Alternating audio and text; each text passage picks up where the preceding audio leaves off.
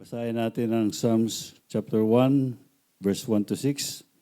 Blessed is the man that walketh not in the counsel of the godly, nor standeth in the way of sinners, nor sitteth in the seat of scornful. But his delight is in the law of the Lord, and in the law that he meditate day and night. And he shall be like a planted by the rivers of water, that bringeth forth his fruit in his season.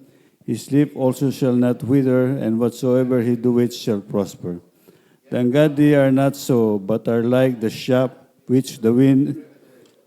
Therefore the ungodly shall not stand in the judgment, nor sinners in the congregation of the righteous. For the Lord knoweth the way of the righteous, but the way of the ungodly shall perish.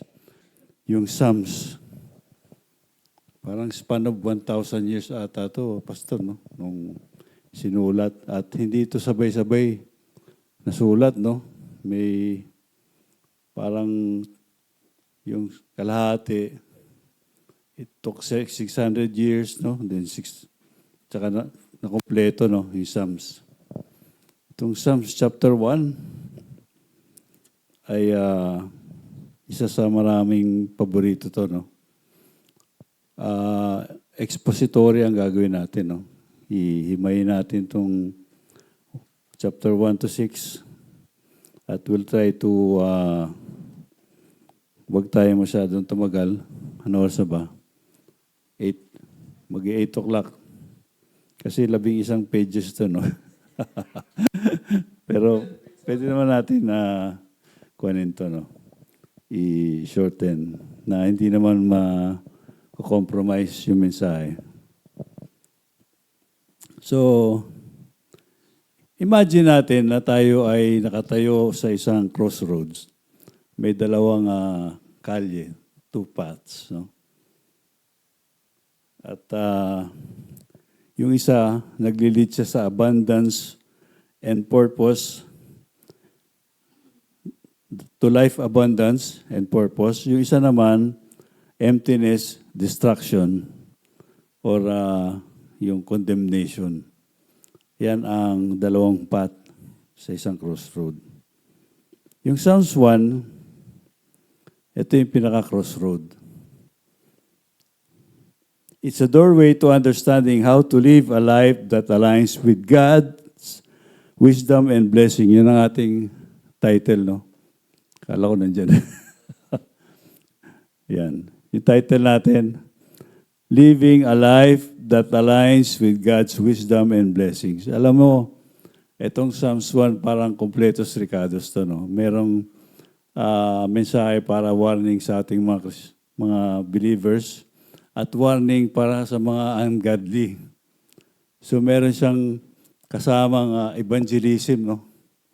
Na para doon sa mga hindi nagre-reject sa Diyos. So makita natin sa ating mensahe, no? So, yun ang ating title, no? So, living a life that aligns with God's wisdom and blessing. This Psalms often called the gateway to the entire book of Psalms. Yun ang sinasabi nila. Psalms, hindi lang to, it does not just invite us. Alam mo, parang gusto ko nga siyang isa puso yung pag ano, na walang outline, pero mahirap. Ang sarap kasing mag-preach na sa puso mo lang, no? Pag inaaral mo talaga, kaya magturo ng wala kang hawak na ano, pag nasa puso mo talaga yung verse by verse. Ang sarap no? Ninanamnam ko habang inaaral ko, ninanamnam ko yung verse by verse, no? Pero hindi lang siya nag-invite para basahin. It compels us to reflect deeply on the choices we make. Yung tao, the people we follow, priorities we live by, it's a masterpiece of divine truth, laying out the contrast between two types of people. Dalawang klase ng tao. The righteous who find delight in God's word, and the wicked or ungodly. When we say wicked, tinatawag na ungodly rin yan, no? Sa Bible. Should be clear with that. When I say mention wicked, ungodly, isa yan. Yun rin ang description ng Bible sa mga ungodly, wicked. Who reject it.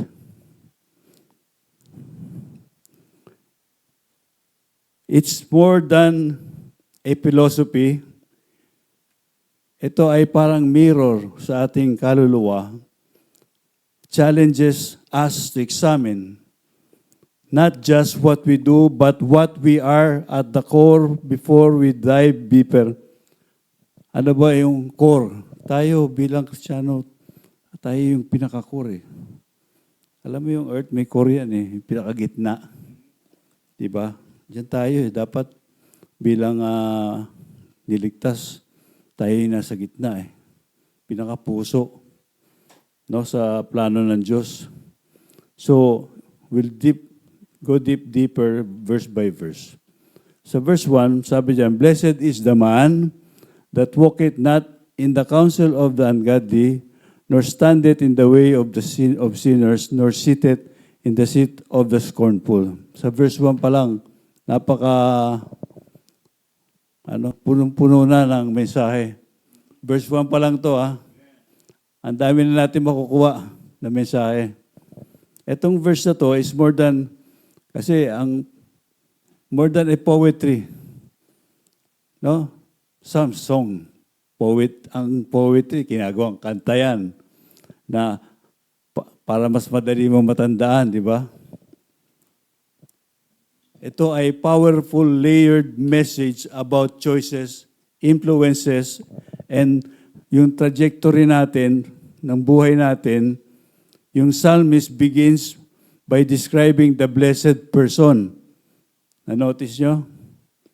Pero but this isn't about superficial happiness, or fleeting success. The Hebrew word of blessed here, tawag na eser, points to a deep abiding joy, a life of fulfillment rooted in God's truth.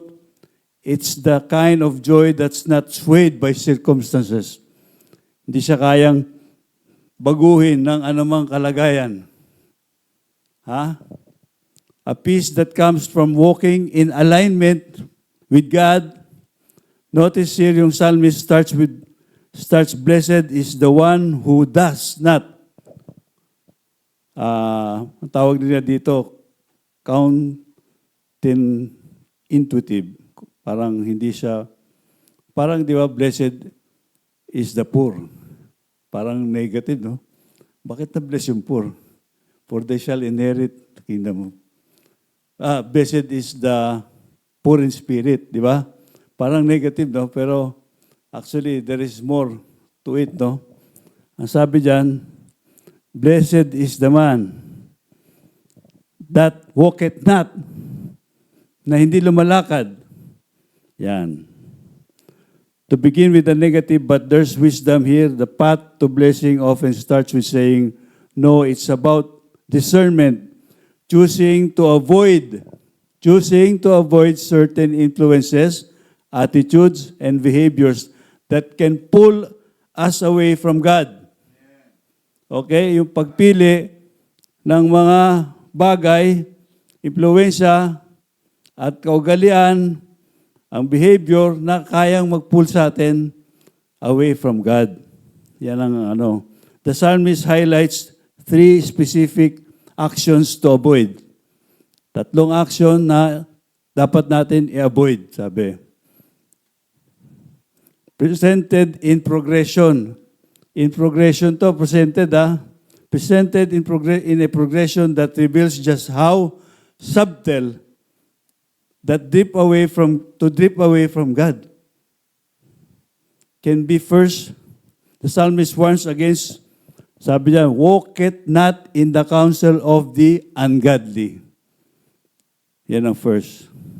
Walking in step with the wicked or the ungodly, to walk suggests a way of life, a set of choices, and we're moving in this is not about occasional mistake, ha? It's about adapting the mindset and values to those who reject God. Gets nyo? Yan. You walk it, passing by. The ungodly here are not just people who do wrong. Hindi yung mga magnanakaw, yung mga masasamang tao na convict. Hindi lang yun, ha? The ungodly here, not just people who do wrong. They are those who have deliberately chosen a path that opposes God's truth. Okay? Sabi, blessed is the man that walketh not doon sa mga taong that rejects opposes God's truth. Gets nyo? Walking with them means allowing walking with them is i-allow mo their perspective to influence us, letting their priorities our decision. Nagpapa-influensya ka. But the psalmist doesn't stop here. The second warning is about stand it in the way of sinners. Una, walk it, no? Stand it. Tumayo ka na, parang may nagkukwento, napadaan ka lang, tumayo ka na. Di ba? Uy, maganda ata itong pinag-uusapan, no? Napatambay ka na. Napatay ka na. Sabi, parang interesado ka, no? Oh. Kasi, eto, nag-walk, naglalakad ka lang, parang biglang nakita ko, nagkukumpulan. Parang ayos yung kwentuhan na yun, ha? Tumayo ka na, huminto ka na. Sabi, pag tumayo ka, nakahinto ka na doon sa kumpul na yon. Parang ganun yon. Standing in the way that sinners take, standing implies a deeper level of involvement. Deeper na to. Kasi tinayuan mo na. Deeper involvement. It's no longer just passing by or brushing against. Hindi lang yung dumaan ka. Hindi, napadaan lang naman ako eh. Brad, nakita ka sa napadaan lang ako. Eto, hindi, nakatayo ka na doon. Parang gano'n na yan, no? Tinayo mo na eh, nakatambay ka na eh. At worldly values, okay?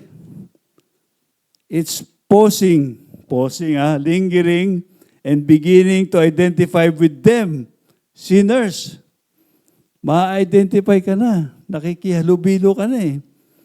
In the context, are those who consistently live outside God's will.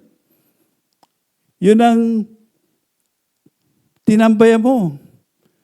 Yung mga taong consistently live outside God's will.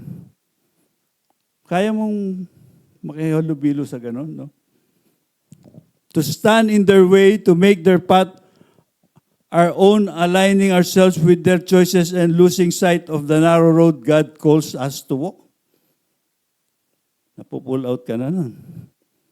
Ito, final warning is the most sobering. Seated, inupuan mo na. Nakatayo ka doon, mupo ka na, di ba? Sabihin, nag-enjoy ka na ata doon. Inupuan mo na eh. Una, nakatayo ka lang eh. Ito yun eh, parang sa action, naglalakad ka. May nakita ka, tumayo ka lang. Maya-maya, dali, upo na ako. Diba? Nasarapan ka na ata, no? Blessed daw yung a man that not seated in the seat of scornful. Eto, mabigat to eh. Sitting in the company of scornful or tawag dito na ibang mockers. Mockers of God. Not minamak yung Diyos na sinasamba mo. Inupuan mo na. Sitting signifies dwelling. Dwelling na. Settling, nagsesettle ka na. Kasi nakatayo ka lang una, nagsettle ka pa. Pag nakaupo ka na, nakasettle ka na. Kumbaga, yung nakatayo ka pa lang, may tendency pa. Madali kang pero pag inupuan mo na, parang komportable ka na ata doon. Yun eh. And becoming fully comfortable in a place we don't belong. Scornful or mockers are not just those who sin They openly scorn God. Scorn God, His Word, and His people. To sit with them is to adopt an attitude of defiance and pride, closing ourselves off to the voice of God. It's the end of the progression where compromise becomes conviction and drift in away from God becomes a deliberate choice to reject Him. The verse is a call to vigilance. It reveals how easily we can slip from walking to standing to sitting. Kaya di ba ang preaching ni pastor nung nakaraan? Kahit pa best friend mo yan, pag yan ay opposed na sa Diyos ang kanyang tinuturo, huwag kang mag-dwell sa kanya. Kahit pa kumpare mo yan. Di ba? Pagka yung doktrina na ng Diyos, ang Word of God na ang mako-compromise, paglalaban mo, tatayo ka. Di ba? Hindi sabi mo, parang okay, pwede naman, gitna ka lang, di ba? Hindi, you oppose it. Pero pagka hindi, inupuan mo pa, pupari ko naman yan, ninong ko yan. So, magagalit sa'yo, okay lang. Pero, pag hindi mo siya kinompromise, ang sabi, iyon ay blessed is a man. Iyon ang isa sinasabi ng Psalms, no? Pag hindi ka nag-walk it, stand it, at sit it. Sa mga ungodly na yan. It reveals how easily we can slip from walking to standing, sitting, each step drawing us further from the life of blessing. God intends for us a reminder that our influences matters. Yung influence natin, it matters a lot. The voice we listen to, the company we keep, and the choices we make every day are shaping the direction of our lives, whether we realize it or not. But don't miss the hope embedded in this verse. It doesn't just warn us about what to avoid. It points us to what we can become. The blessed person is not defined by avoiding sin alone, but by walking in a different path altogether, by rejecting the way of the ungodly. Hindi lang yung, hindi ka magsisin, yung rejecting mo yung the way of the ungodly. Yun. Alam mo, discernment, napaka-importante sa isang Kristiyano. Pag di ka nag-aaral ng Bible, less ang discernment mo. Di ba? Pero pag doktrinado ka, ang discernment mo mataas. Madali mo ma-detect sino yung mga false teaching. Di ba? Yung ginagawang yung mga major doctrines nire-reject. Sovereignty of God nire-reject. Major sa atin yun dapat bilang Kristiyano. The sinners and mockers, we make space to hear God's voice, to follow His lead, and to experience the joy of living in step with Him. Take a moment to reflect. So we have to reflect, each of one of us. Mag-reflect tayo. Tayo ba ay madalas in the company of the mockers, who scorn gods? Dapat wala kang kaibigan na gano'n, na ini-scorn ng Diyos. No?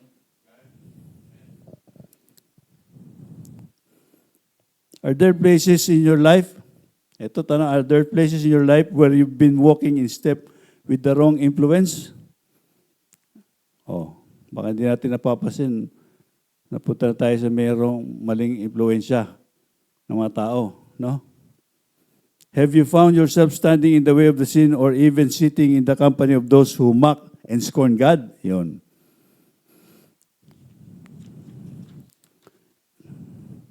Itong verse na to invites us to turn around to realign our steps with God's path. So pag medyo na-reassess mo yung sarili mo, realign mo lang. Medyo parang realign. Iwasan mo na yung mga ganon, no? Mga ganong company, mga ganong kasamahan. And to walk in the direction of His truth, remember the path of blessing begins with discernment. It's not about isolating yourself. It's not about isolating ourselves from the world, but about guarding your heart and from being shaped by it.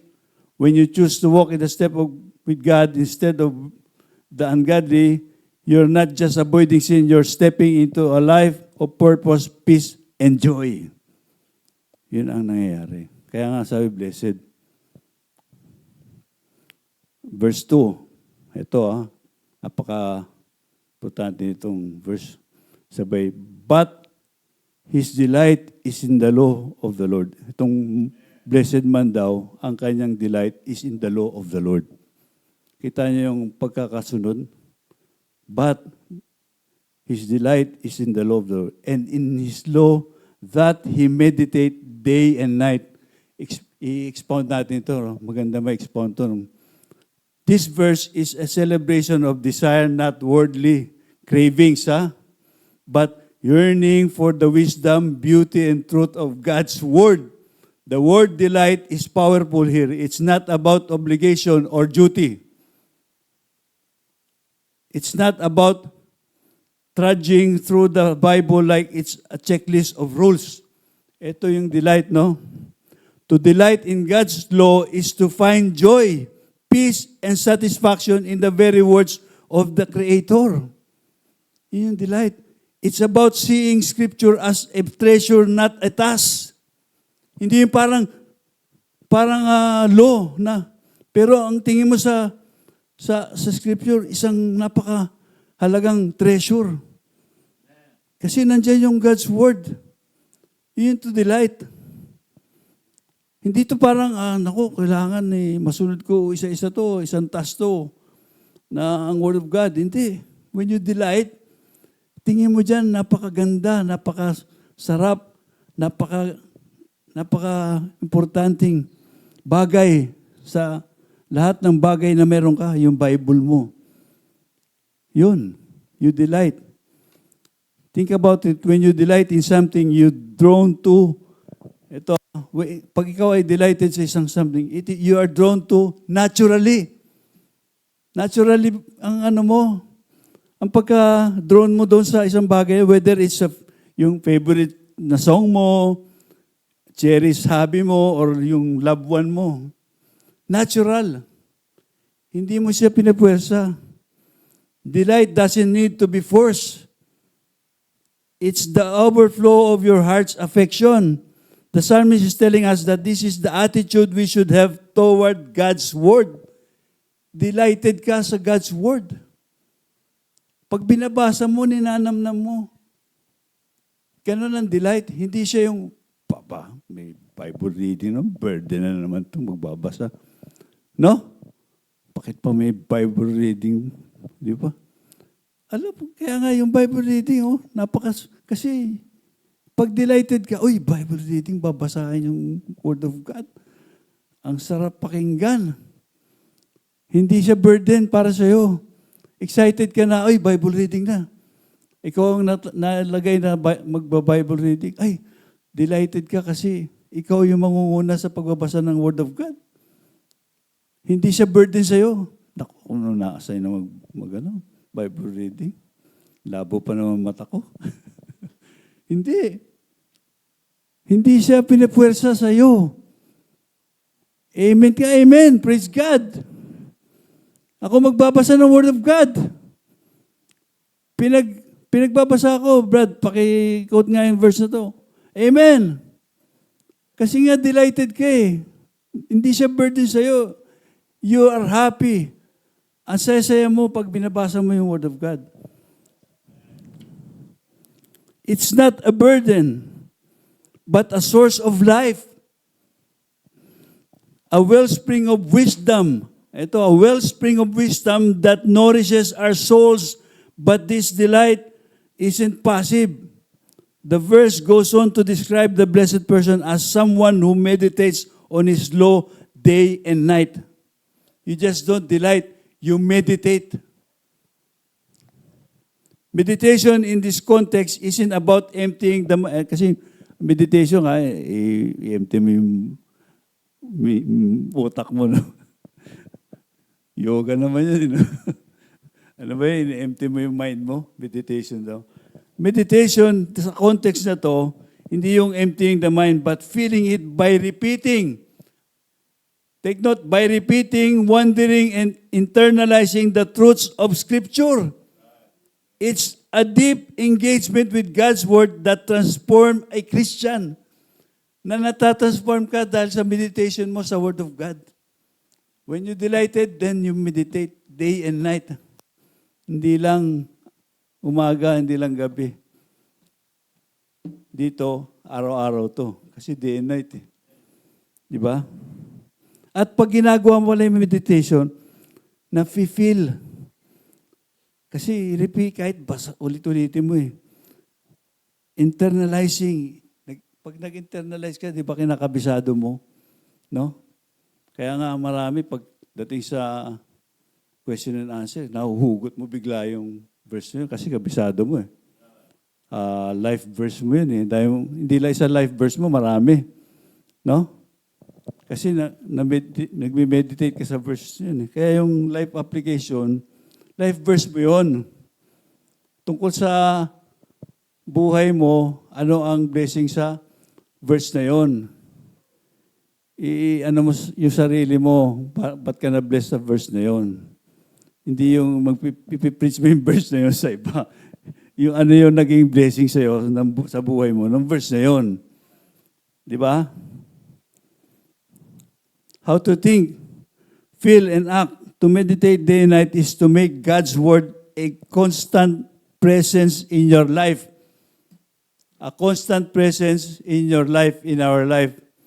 It's not just something you turn to when you're in trouble. Hindi yung kailan ka lang may problema, tsaka punta sa Bible.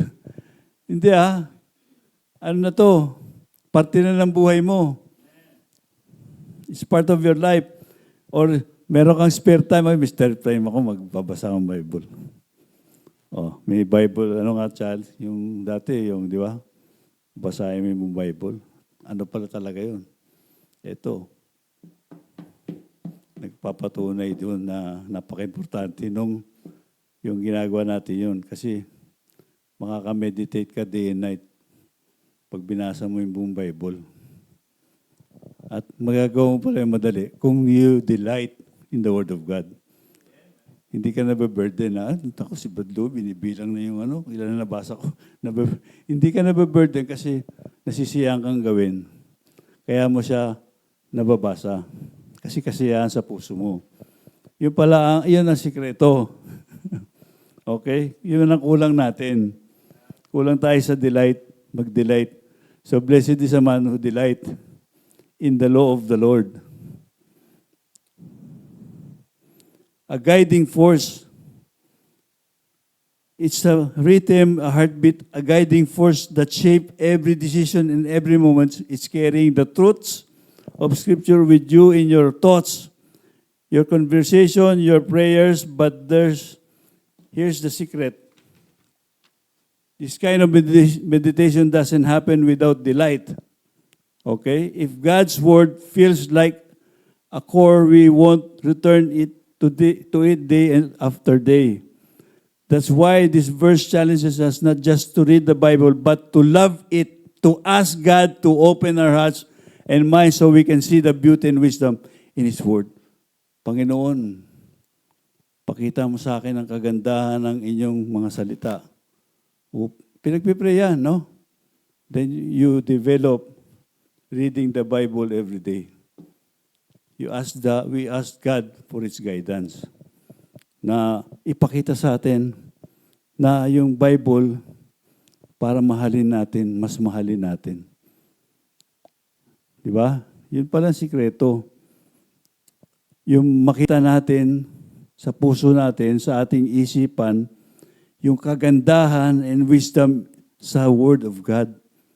When we do it, it's not just our habits that change our entire perspective shifts. This verse also offers a profound contrast to the world around us while Society pushes us to meditate or distraction. Society is a self-centered ambition.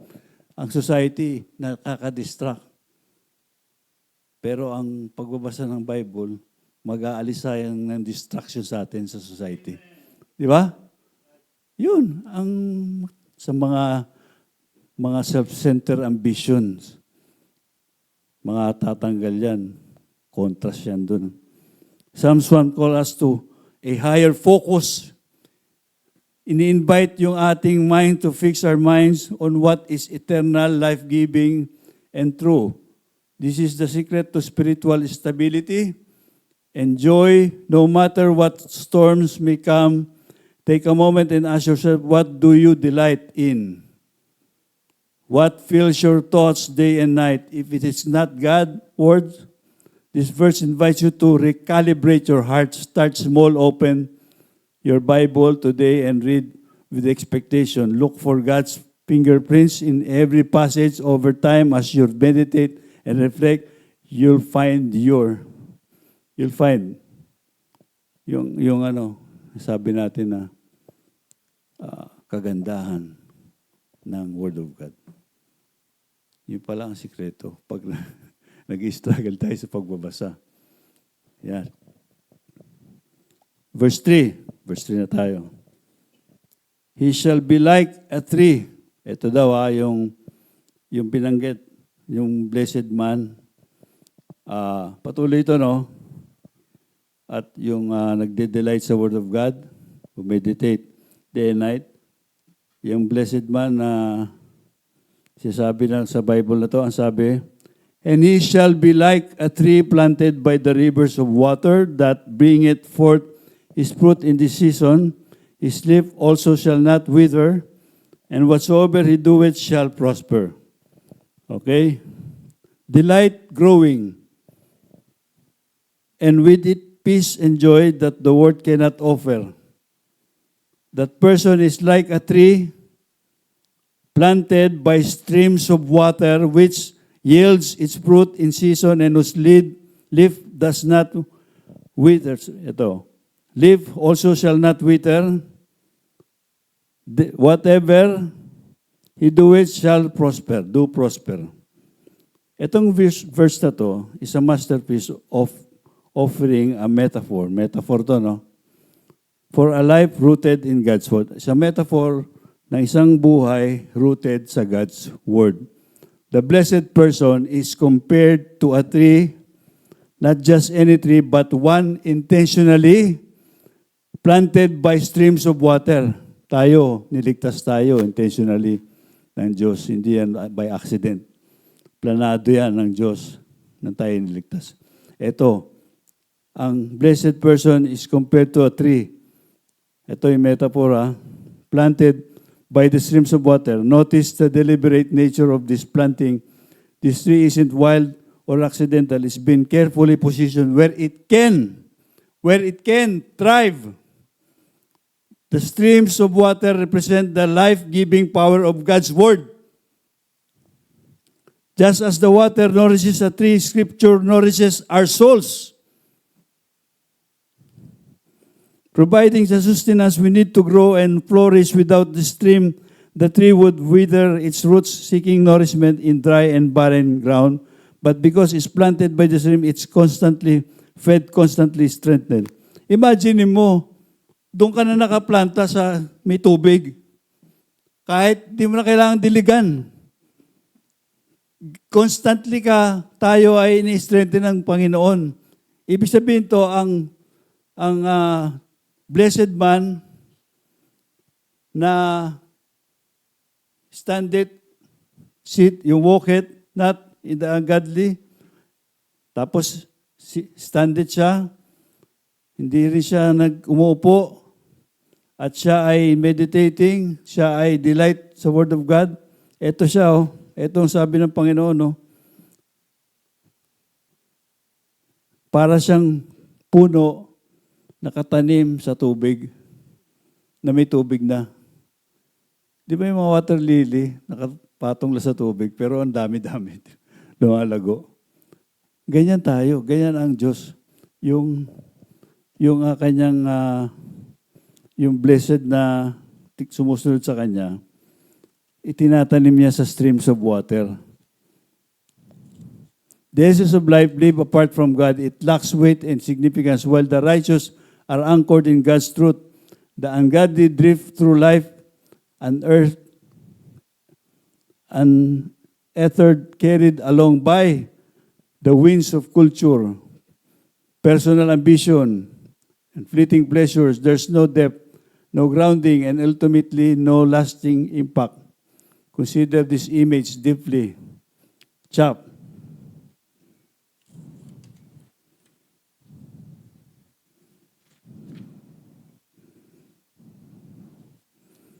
Ito, yung mga ungodly,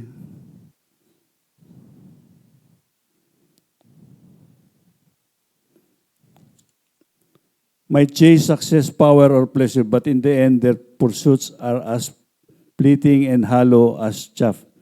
Nalagpasan ko isang verse. Hindi pa pala. Verse 3. Dapat ito.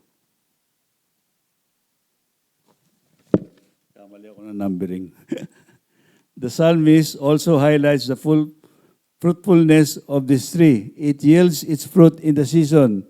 This is a reminder that spiritual growth and impact happen in God's timing. Tandaan niyo to yung spiritual growth and impact happens in God's timing sa kalooban ng Diyos. Kung timing the tree doesn't bear fruit all year round, di ba? Hindi naman ano ba yung may bunga, meron ba punong all year round ng bunga? Ngayon, mangga, no? Ito yan, no? Ito ibig sabihin yan. And neither do we, but when time is right, and when this season comes, we will produce fruit that benefits others and glorifies God. Darating yung panahon, pag lago mo, magbe-benefit ang Panginoon, magbe-benefit ang church, sa paglago mo at mag-glorify sino? Ang Diyos. Sa paglago natin. Yan. This speaks, it's a quiet, powerful process.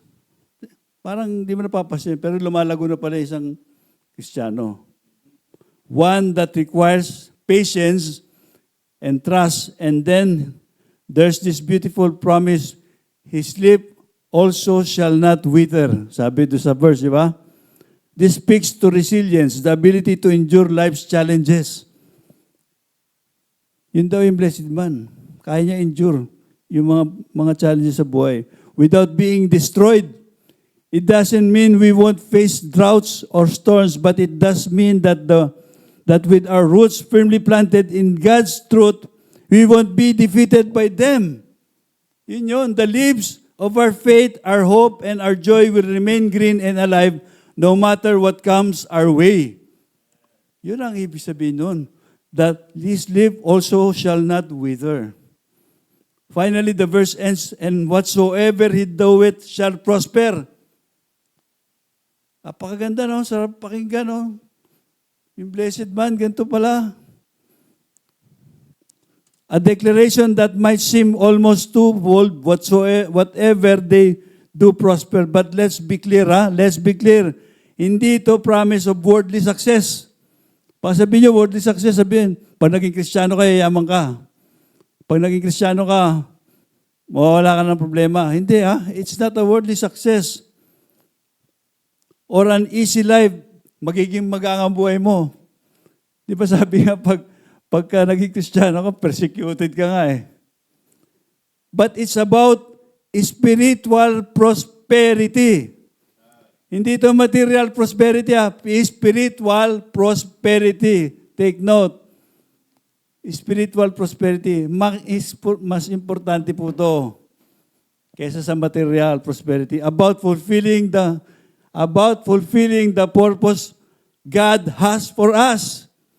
Yung purpose na gusto ng Diyos para sa atin.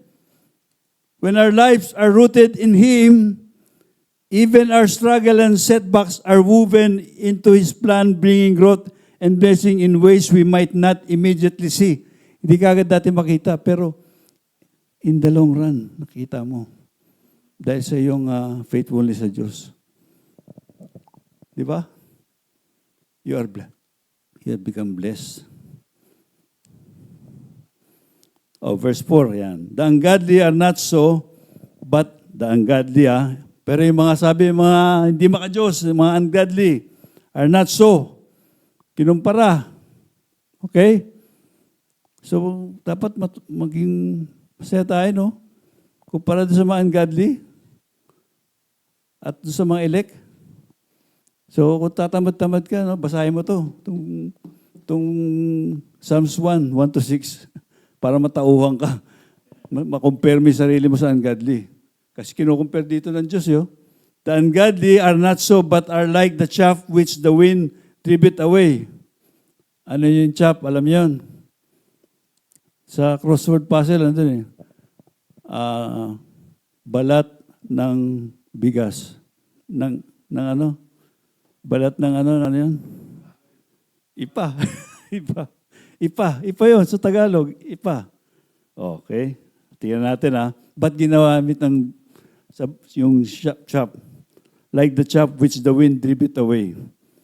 Not so the ungodly or wicked, they are like chaff that the wind blows away. Four words begins this verse. Ungodly are not so. Sabi, di ba? 4 words yun. Ungodly are not so. The ungodly are not so. Okay. So yung mga ungodly, hindi daw. Hindi daw. Hindi, walang daw. No? Hindi. Okay. These words land like a great gavel, a definitive and absolute declaration, everything the righteous enjoy. Okay, tingnan nyo, everything the righteous enjoy, yun yung mga elect, The stability, the fruitfulness, the enduring strength, none of it applies to the ungodly. Diba? Praise God, no? Kung ikaw ay hindi doon kasama sa ungodly, ikaw ay sa Diyos. Instead, their lives are defined by something along together.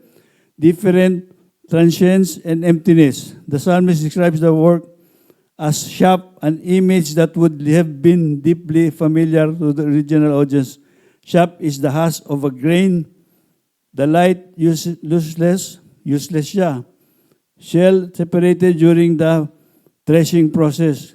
Ginaganon yun, di ba? Probinsya, no? Tapos, lilipad yun. Wala ka na kasing silbi. Yun ang sa mga ungodly, wala silbi yun eh. Lilipad rin ng hangin.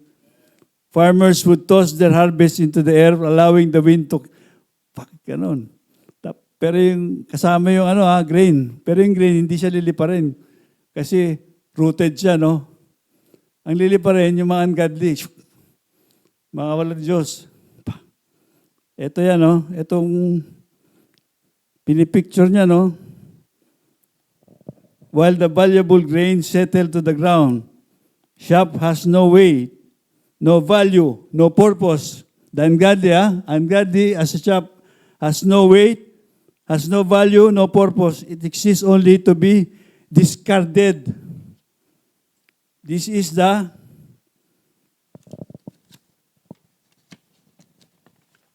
essence of life, live apart from God. Yun talaga. It lacks weight and significance while the righteous are anchored in God's truth. The ungodly drift through life untethered, carried along by the winds, culture, personal ambition, and fleeting pleasures. There's no depth, no grounding. Wala talaga. Parang walang silbi. Okay? Ipa ka ba, ipa? Ipa ka? May bagong no? Hindi lang yung kambing ka. Ipa ka, no? Ito ungodly, ipa. Walang silbi. The psalmist isn't just talking about people who are openly hostile to God. He's described anyone who lives disconnected from the source of true life. Lahat ng unbeliever. Hindi lang yung mga umupos. Meron hindi nag-upos pero rejected yan Diyos. Okay? Kasama siya sa ipa. Nakakalungkot, may mga kamag-anak tayong ipa. Kaya sabi, the godly might chase success, power, or pleasure, but the end, the pursuit are so fleeting and hollow as chaff. Baliwala. Kaya huwag kayong mainggit sa mga unbeliever na mayaman. Kasi ipa sila, ipa. Pag ginanon, tayo, mga elected, hindi mahanginin. Okay? Then there's the wind. In Scripture, wind often symbolizes judgment. O di ba yung wind, bagyo yan, tingnan mo sa Jonah 4:1. Yung wind, madalas sa Genesis, at sa Exodus, binanggit rin yan, yung sino nagdala ng locust. Yung wind, judgment yan eh. Yung wind, often used in the Bible as judgment. Yung hangin, di ba, ginamit ipahinangin. Yung judgment nila, hanginin sila. Tanggal sila doon sa yan. It serves as stark reminder of what's await the ungodly, just as chaff is separated from the grain, the ungodly will one day be separate from the righteous. Ngayon magkakasama tayo, may kasama tayong mga, kung ikaw ay righteous, pagdating ng judgment, hihiwalay yung mga ipa sa valuable grain. At yung valuable grain, yun yung mga nasa Panginoon. Okay? So, nasa mercy ng winds. Nasa mercy ng Diyos ang ipa. Pwede siya maging grain. No? Pero sa ngayon, pag wala siya sa Panginoon, ipa pa rin siya.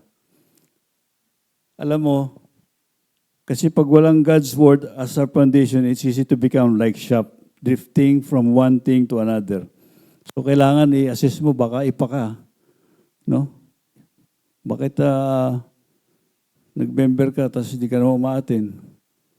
Baka ipa ka pa rin. Hindi ka pa rin talaga valuable grain. Di ba? Yung mga lumalayo sa gawain, tagal-tagal na, hindi umaatin. Yan. I-realign. Okay. Oras na daw.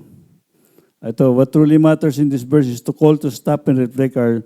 Are you rooted in God's or are you being carried away by the wind? Verse 5 na tayo. Ito, ang sunod dyan. Therefore, the ungodly shall not stand in the judgment, nor sinners in the congregation of righteous. Iksiyan ko lang to.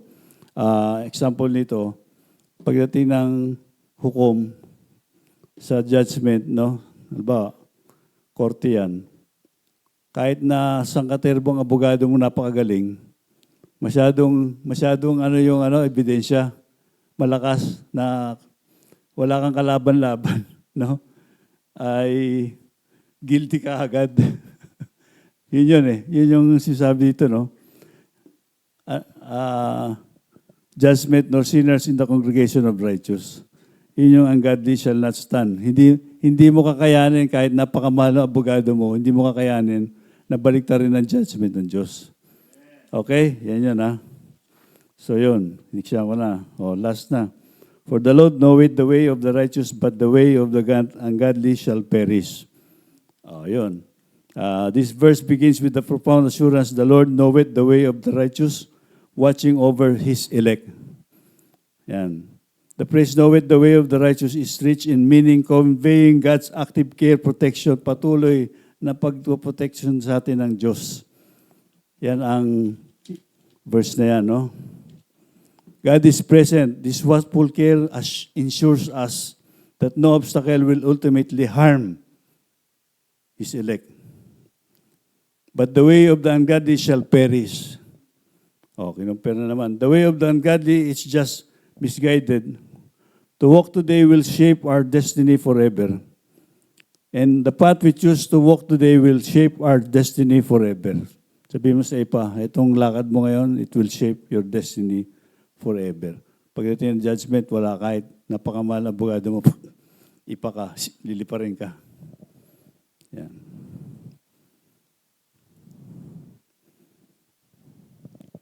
Itong perish, Alam natin yun, di ba? Sabi sa atin, pag ikaw ay godly o ikaw ay sa Panginoon, will not perish. Pero ang ungodly shall perish. So, ito ang ating, bago tayo magkiwalay, I believe na-send ko na yung mensahe. Guide to living a life that truly matters. The psalmist has laid before us two paths. So, tayo magdesisyon. Anong paths bang tinatahak mo ngayon? At pinakamaganda, let's share this message sa ating mga kaibigan. Yun lang po ang ating mensahe at diyan po nagtatapos.